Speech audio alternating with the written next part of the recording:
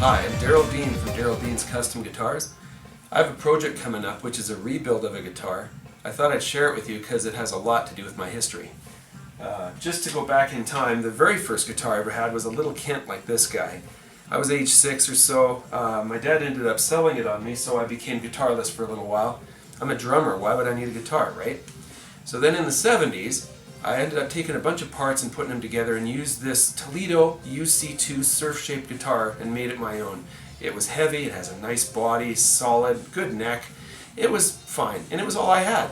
So it was surf-shaped. It wasn't really desirable back then. Everybody was playing Les Pauls and Strats back then. So later on, in about the late 70s, when I was around 18, I ended up buying my very first Stratocaster. Now I had what I wanted. So I gave a friend of mine this Toledo surf-shaped guitar, because why would I need more than one guitar, right?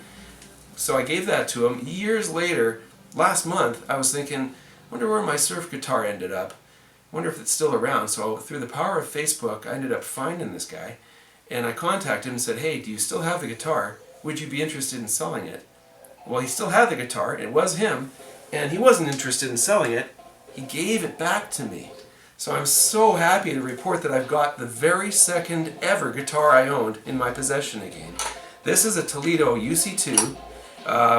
Univox made these too. There's a bunch of brands back then that used the same shape, same parts and everything.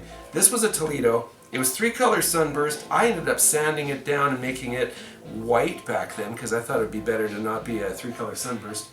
I made a lot of mistakes.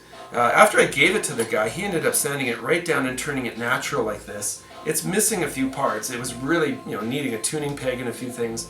I went on eBay and I found one the other day, so I've now got the parts to put this back together again. So I'm going to be taking this apart, taking it down. I'll probably turn it seafoam green or surf green or something, and I'll be playing this when it's all done on stages all over Vancouver. So I finally got my second ever guitar back in my possession, and I'm going to refinish it and make it function again. So check back and we'll see how this goes.